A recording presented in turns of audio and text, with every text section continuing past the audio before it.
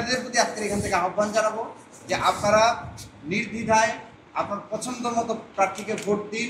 আমাদের হৃদয় ব্যথা লাগে যে অভ্যুত্থানের পরেও ডাকসু নির্বাচন আদায় করতে আমাদের একটা দীর্ঘ সংগ্রামের মধ্য দিয়ে যাইতে হয়েছে। অবশেষে আমরা ডাকসু নির্বাচন আমাদের হাতের নাগালে এসে পৌঁছে গিয়েছে। আমরা 7 বছর অপেক্ষা করেছি, 19 সাল থেকে এখন পর্যন্ত প্রায় 6 বছর। আমরা আর এক মুহূর্ত অপেক্ষা করতে চাই না। আমাদের ডাকসু নির্বাচন 9 সেপ্টেম্বর অনুষ্ঠিত হতে যাচ্ছে। ইনশাআল্লাহ আশা করি জনসভায় নির্বাচিত অনুষ্ঠিত হবে এবং আমি সেই নির্বাচনে শিক্ষার্থীদের সমর্থন নিয়ে সাহিত্য এবং সংস্কৃত সম্পাদক পদে নির্বাচন করতে আগ্রহী। যেহেতু আমি একজন সাহিত্যের শিক্ষার্থী, হয়তো খুবই দুর্বল শিক্ষার্থী, কিন্তু সাহিত্য নিয়ে আমার বরাবর অনেক কাজ করার সুযোগ হয়েছে। আমি RICL TMX যুগের পর যুগ স্থাপনা থাকে মজবুত।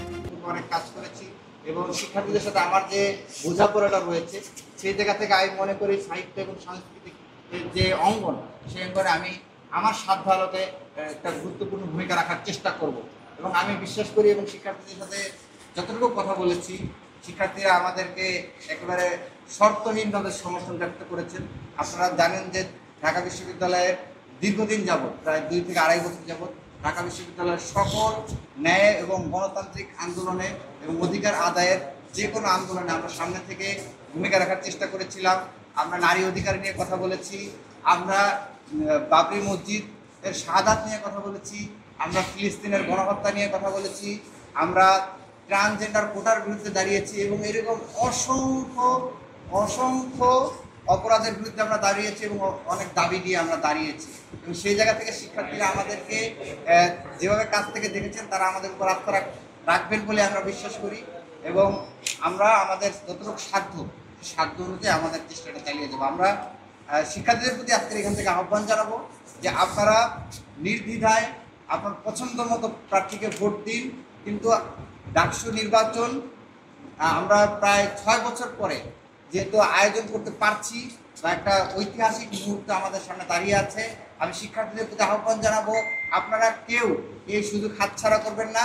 সবাই 9 সেপ্টেম্বর ক্যাম্পাসে আসবেন এবং স্বতঃস্ফূর্তভাবে আপনার পছন্দের প্রার্থীকে ভোট দিবেন এবং ভোট দেওয়ার ক্ষেত্রে অবশ্যই লক্ষ্য রাখবেন যাতে করে যেই ব্যক্তিকে আপনি ভোট দিচ্ছেন তিনি যাতে অতীতের ন্যায় কোনো দখলদার না হয়ে ওঠে।